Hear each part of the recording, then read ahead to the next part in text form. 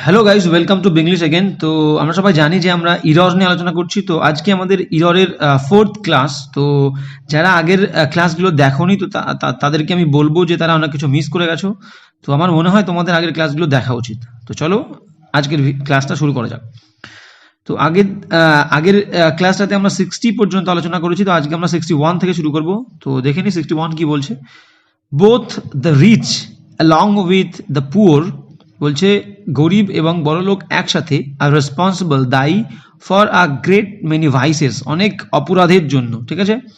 With which, যে অপরাধগুলোর সাথে our country is inflicted, আমাদের দেশটা হলো জর্জরিত, ঠিক আছে। তো এখানে কি বলছে দেখে নাও। বোথ, নিচে কি লেখা আছে দেখো, বোথ এর পর দুটো সাবজেক্ট অ্যান্ড দিয়ে যুক্ত হয়। তো কি বলেছে, বোথ থাকলে, বোথের পর যদি দুটো সাবজেক্ট থাকে তাহলে সেই সাবজেক্ট দুটো সর্বদাই সবসময় অ্যান্ড দিয়ে যুক্ত হবে।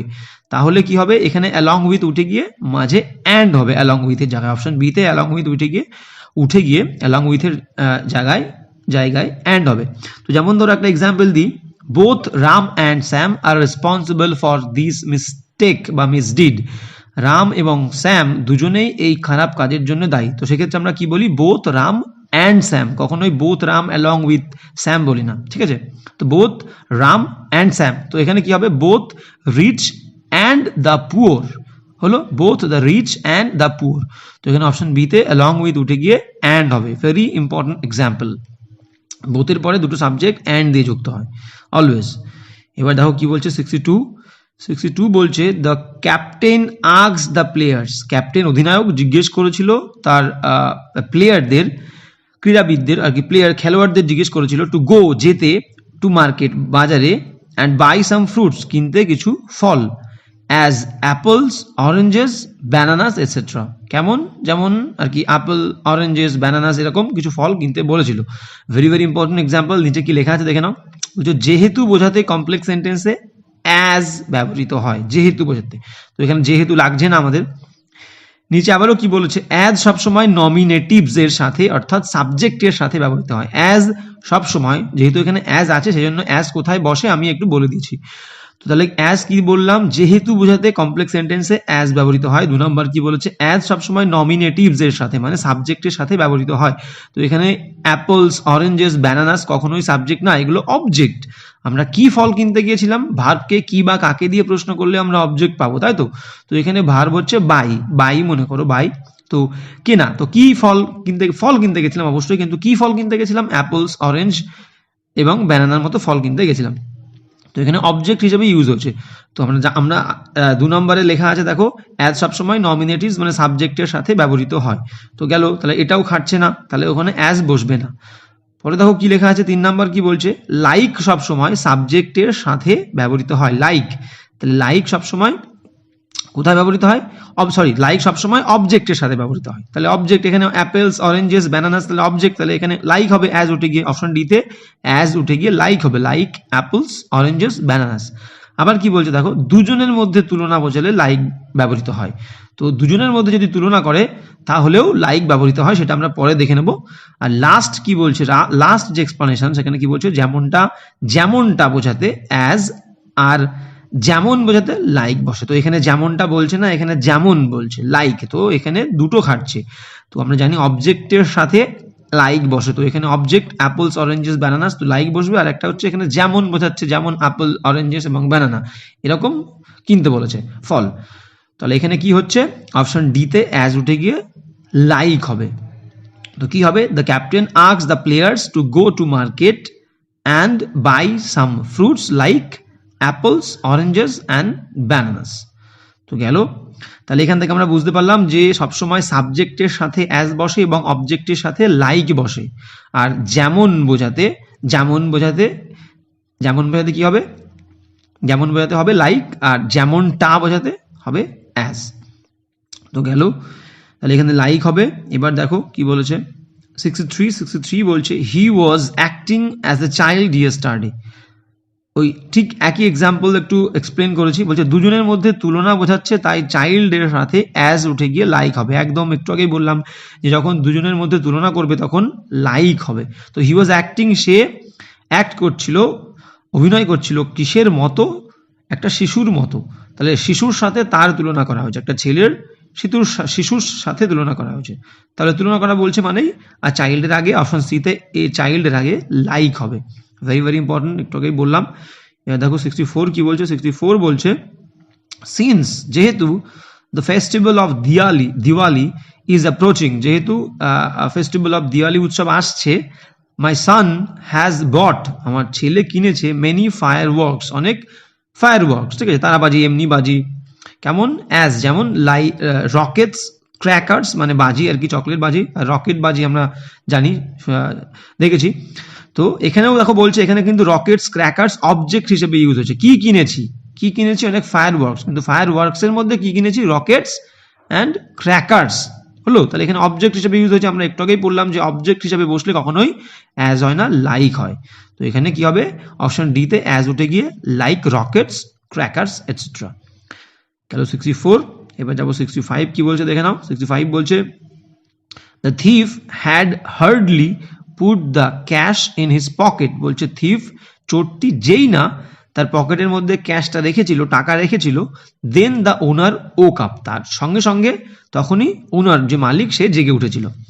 Very very important example. তো এখান থেকে আমরা দেখব যে বাক্যে হার্ডলি বা স্কেয়ার্সলি থাকে সেই বাক্যে অপর অংশে কি হবে, দেন হবে না, হোয়েন হবে, হোয়েন। আর এখানে তো দেন নেই, দেন আছে, তো হার্ডলি আর স্কেয়ার্সলি যুক্ত বাক্যে মাঝে হোয়েন হয়। তো দেখো নিচে লিখেও দিয়েছি, হার্ডলি এর সাথে সবসময় হোয়েন বসে, তাই দেন উঠে গিয়ে হোয়েন হবে। তো এখানে শুধু হার্ডলি বলেছি, হার্ডলি এবং স্কেয়ার্সলি, হার্ডলি স্কেয়ার্সলি থাকলেই SCARCELY, হার্ডলি অ্যান্ড স্কেয়ার্সলি থাকলে বাক্যের মাঝে হোয়েন হবে, কখনোই দেন বা দেন হবে না। তো এটা কি হবে একবার দেখে নাও। The thief had hardly put the cash in his pocket when the owner, option ডিতে when the owner woke up। গেল। এবার যাবো 66 কি বলছে দেখে নাও। বলছে no sooner did we find out a solution, no sooner মানে যেই না আমরা পেয়েছিলাম একটা সমাধান, to the problem, এই প্রবলেমের, when যখন another problem cropped up, আবার একটা নতুন সমস্যা আবির্ভূত হলো। ভেরি ইম্পর্টেন্ট, যেমন ওখানে দেখলাম হার্ডলি, 65-এ দেখলাম কি হার্ডলি এবং স্কেয়ার্সলির সাথে when বসে, কিন্তু এখানে no sooner, very very important, no sooner থাকলে বাক্যের মাঝে when না দেন হয়, দেন। দেখো নিচে লিখে দিয়েছি নো সুনারের সাথে সবসময় দেন বসে। তো এখানে অপশন ডিতে when another problem cropped up, তো এখানে when উঠে গিয়ে অপশন ডিতে দেন হবে, নো সুনার দেন। তো দেন another problem cropped up, একবার পড়ে নি, দেখো কি বলছে, no sooner did we find out a solution to the problem then another problem cropped up। গেল। এবার যাবো 67 কি বলছে দেখে নাও। she has lots of money, তার কাছে আছে অনেক পয়সা, and she dares not purchase a new car, তার কাছে আছে অনেক পয়সা কিন্তু সে, দেখো কিন্তু বাক্য বলতে গিয়ে কিন্তু আনলাম আর কি। তো দুটো বাক্য যদি একটা আর কি, দুটো সেন্টেন্সকে যখন আমরা যুক্ত করব এবং কম্পাউন্ড সেন্টেন্স করব, তখন দুটো সেন্টেন্স যদি বিপরীত হয়, কন্ট্রাস্ট হয়, একে অপরের বিপরীত হয়, তখন আমরা বাট ইউজ করি।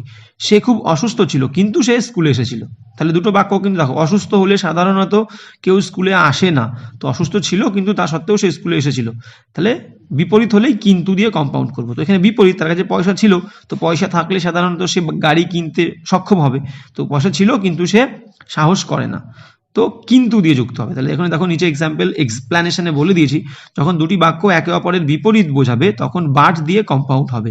তো বিপরীত, তাহলে এখানে কি হবে, she has lots of money, option বিতে অ্যান্ড উঠে গিয়ে বাট হবে, she has lots of money but she dares not purchase a car, তার আছে অনেক পয়সা কিন্তু সে সাহস করে না নতুন গাড়ি কিনতে। গেল। এবার হচ্ছে 68 কি বলছে দেখে নাও।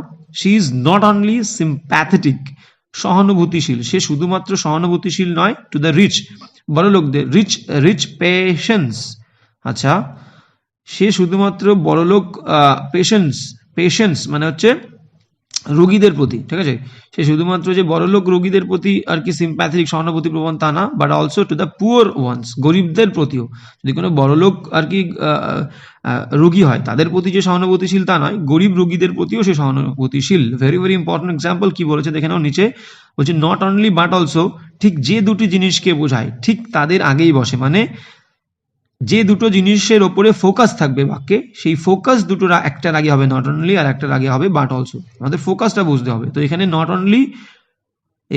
অনলি টু দ্য রিচ পেশেন্টসের আগে বসবে। তো দেখে নাও এবার কি বলছে, কোন দুটো জিনিসের উপরে ফোকাস আছে, মেন ফোকাস। বলছে she is not only sympathetic to the rich patients, বলছে শুধুমাত্র বড়লোক রোগীদের প্রতি নয়, গরিব রোগীদের প্রতিও। তাহলে দেখো বড়লোক রোগী আর গরিব রোগীর প্রতি হচ্ছে ফোকাস। তাহলে দেখো দ্বিতীয়টাতে শেষের দিকে গরিবের আগে আছে অলসো, বাট অলসো, গরিব রোগীদের আগে। তাহলে নট অনলিটাও আমার বড়লোক রোগীর আগেই বসার কথা। তো অপশন বিতে টু মানে অপশন এ তে শেষের দিকে, তাহলে she is sympathetic not only হবে, নট অনলি। তো অপশন এ তে অবশ্যই ভুল আছে। তো নট অনলিটা সিম্প্যাথেটিকের আগে হবে না, নট অনলিটা টুর আগে বসবে। She is sympathetic not only to the rich patients but also to the poor ones. তো অপশন এতে ভুল আছে, অপশন এতে সিম্প্যাথেটিকের পরে নট অনলি হবে। তো বোঝা গেল যে দুটো জিনিস মেন ফোকাস থাকবে তাদের আগে, একটার আগে নট অনলি আর একটার আগে বাট অলসো। ঠিক যেমনটা এর আগের একটা ভিডিওতে আমি তোমাদেরকে বলেছি, অলমোস্ট শব্দটা ঠিক যাকে বোঝাবে, যার উপরে ফোকাস করবে, ঠিক তার আগেই বসবে। এটাও ঠিক তেমনই। ঠিক আইদার অর নাইদার নর একই রকম ব্যাপার। ঠিক যে দুটো জিনিসকে বোঝাবে, একটার আগে আইদার আর একটার আগে অর, নাইদার নরের ক্ষেত্রেও তাই। গেল। এবার দেখো 69 কি বলছে, বিকজ শি ইজ ইন্টেলিজেন্ট, কারণ সে হয় বুদ্ধিমান, দেয়ারফর এই কারণে she secures highest marks in her class, সে পায় সবসময় হাইয়েস্ট মার্ক তার ক্লাসে। দেখো ভেরি ভেরি ইম্পর্টেন্ট এক্সাম্পল কি বলছে নিচে দেখে নাও। কজ দেয়ারফর, বিকজ মানে কারণ, কজ মানেও কারণ, দেয়ারফর মানেও সেই কারণে, ডিউ টু মানেও কারণে। তো এগুলো সবই কারণ বোঝাচ্ছে। তাহলে এই যে এই ওয়ার্ড চারটে কখনোই একসঙ্গে দুটো একই বাক্যে বসবে না। অতএব এখানে দেখো বিকজ দিয়ে শুরু করেছি, বিকজ মানে কারণ, আর ভেতরে দেখো অপশন বিতে দেয়ারফর আছে, তো দেয়ারফর বসবে না। তো বিকজ যখন একবার কারণ আমি ইউজ করে ফেলেছি, তো দ্বিতীয়বার আর কারণ ইউজ হবে না, দেয়ারফর অপশন বিতে উঠে যাবে। তো কি হবে দেখে নাও, because she is intelligent she secures highest marks in her class. Very important example. এবার যাবো 70 কি বলছে দেখে নাও। বলছে ইট ইজ অলমোস্ট 5 months এগো, এটা প্রায় 5 মাস আগে, since we wrote a letter to me, since she wrote a letter to me, সে আমাকে 5 বছর আগে একটা চিঠি লিখেছিল, to remind me of my promise, আমাকে মনে করিয়ে দিতে আমার প্রমিস সম্পর্কে, আমার শপথ সম্পর্কে। তো এখানে একটা ভেরি ইম্পর্টেন্ট এক্সাম্পল দেখো, সিন্স সর্বদা, সিন্স হচ্ছে এখানে সুপারফ্লুয়াস মানে এক্সট্রা রয়েছে, বসবে না, সিন্স দরকার নেই এখানে, বুঝছে, সিন্সের জায়গায় দ্যাট বসবে। ইট ইজ অলমোস্ট 5 months এগো, এটা প্রায় 5 বছর আগে যে সে লিখেছিল একটা চিঠি আমাকে মনে করিয়ে দিতে আমার শপথ সম্পর্কে। সিন্স সবসময় মনে রাখবে থেকে হলে সিন্স বসে, আর সিন্স সবসময় পারফেক্ট টেন্সে ইউজ হয়। পারফেক্ট টেন্সে সিন্স বসে এবং সেখানে যদি থেকে বোঝায়, যেমন মনে করো আমি সোমবার থেকে এই কাজটা করছি, I have been working since Monday. তো পারফেক্ট টেন্স এবং থেকে বোঝাচ্ছে, সোমবার থেকে। তো নিচে লিখেও দিয়েছি আমি, দেখো প্রথমত সিন্স পারফেক্ট টেন্সে বসে, দ্বিতীয়ত এখানে থেকে বোঝাচ্ছে না, অবশ্যই বোঝাচ্ছে না, যে বোঝাচ্ছে, এখানে যে বোঝাচ্ছে, তাই সিন্স উঠে গিয়ে দ্যাট বসবে। অবশ্যই এখানে যে বোঝাচ্ছে, যেমন দেখো আরেকবার পড়ে নি, আরেকবার পড়ি শোনো। ইট ইজ অলমোস্ট 5 months এগো, এটা প্রায় 5 বছর আগে, যে সিন্স উঠে গিয়ে অপশন বিতে দ্যাট হবে, that she wrote a letter to me, সে লিখেছিল একটা চিঠি আমার কাছে, টু রিমাইন্ড মি আমাকে মনে করিয়ে দিতে, অফ মাই প্রমিস আমার প্রমিস সম্পর্কে। তো গেল, এখানে সিন্স উঠে যাবে অপশন বিতে, উঠে গিয়ে দ্যাট বসবে। এবার দেখো 71 কি বলছে, the inspector was doubtful, inspector সন্দেহপ্রবণ ছিল, শিওর ছিল না, অনিশ্চিত ছিল, দ্যাট যে the man who had been run over, যাকে চাপা দেওয়া হয়েছিল, বাই দ্য ট্র্যাকটার দ্বারা, had lain there more than a day, মনে হয় সে একদিনের বেশি সেখানে শুয়েছিল। গেল। নিচে কি লেখা আছে দেখে নাও, যে যখনই কোনো কিছু সম্পর্কে অনিশ্চয়তা বা সন্দেহ বোঝাবে, তখন কনজাংশন হিসাবে ইফ বা ওয়েদার বসবে, অবশ্যই, ভেরি ভেরি ইম্পর্টেন্ট। তো দেখো, the inspector was doubtful, inspector কিন্তু সন্দেহপ্রবণ, নিশ্চিত নয়। তাহলে নিশ্চিতের পরে অনিশ্চয়তা বোঝালে কনজাংশন হিসাবে দ্যাট বসে না, আমরা কি বসাবো, ইফ বা ওয়েদার। এখানে দুটোর যে কোনো একটা বসাবো। তো কি হবে, the inspector was doubtful whether the man who had been run over by the track had lain there more than a day. whether বা if যে কোনো একটা। তো গেল, ভেরি ভেরি ইম্পর্টেন্ট। এবার যাব হচ্ছে 72 কি বলছে দেখে নাও। হি ইনস্ট্রাক্টেড মি, সে আমাকে নির্দেশ দিয়েছিল, দ্যাট যে I should do all the work as quickly like him, তার মতো। ভেরি ভেরি ইম্পর্টেন্ট এক্সাম্পল, কি বলেছে দেখে নাও।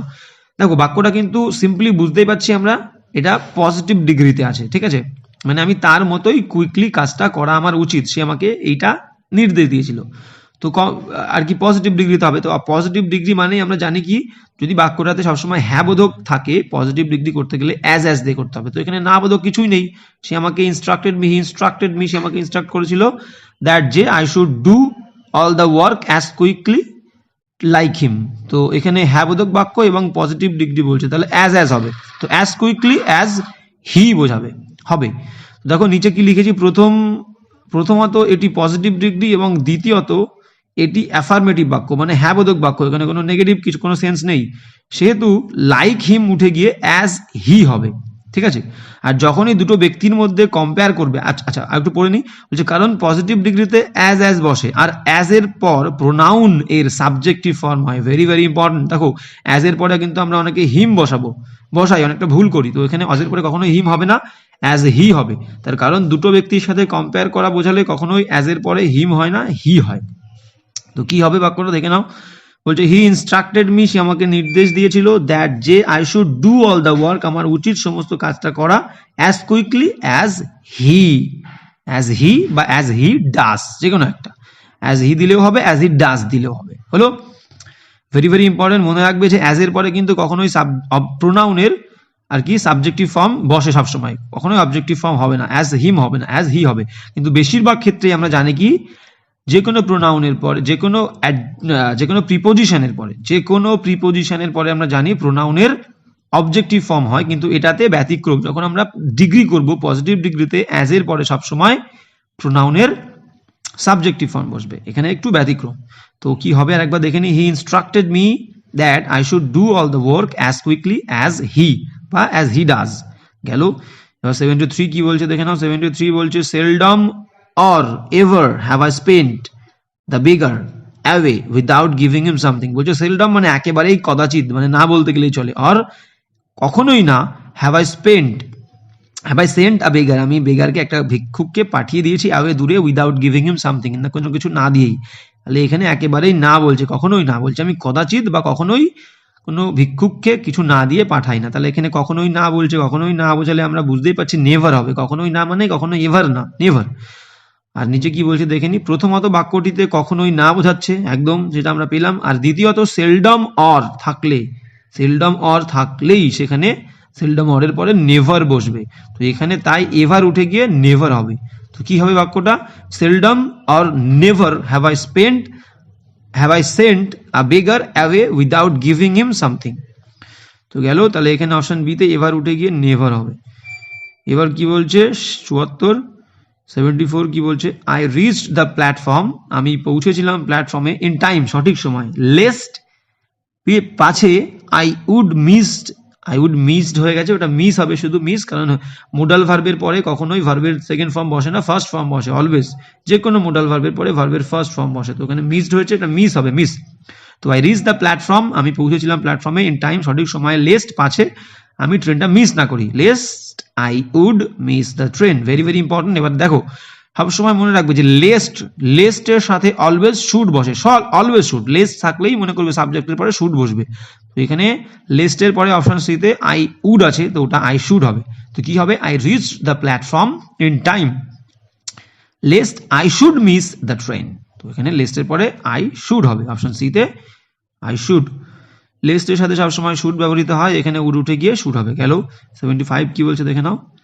75 বলছে হি আস্কড মি, সে আমাকে জিজ্ঞেস করেছিল, that why I was not appearing in the examination, আমি কেন এক্সামিনেশনে পরীক্ষাটা দিচ্ছি না বা বসছি না পরীক্ষাতে। হলো, দেখো এখানে পরপর দুটো কনজাংশন আছে, একটা দ্যাট, একটা হোয়াই। অবশ্যই দুটো কনজাংশন একসঙ্গে হবে না। আর এখানে কেন বোঝাচ্ছে, হি আস্কড মি, সে আমাকে জিজ্ঞেস করেছিল কেন আমি পরীক্ষাটায় বসছি না। তো কেন মানে কনজাংশন কি, হোয়াই। আমরা জানি কমপ্লেক্স করতে গেলে আমরা জানি কেন বোঝালে বা কি কারণে বোঝালেই হোয়াই দিয়ে আমরা যুক্ত করি কমপ্লেক্স সেন্টেন্সে।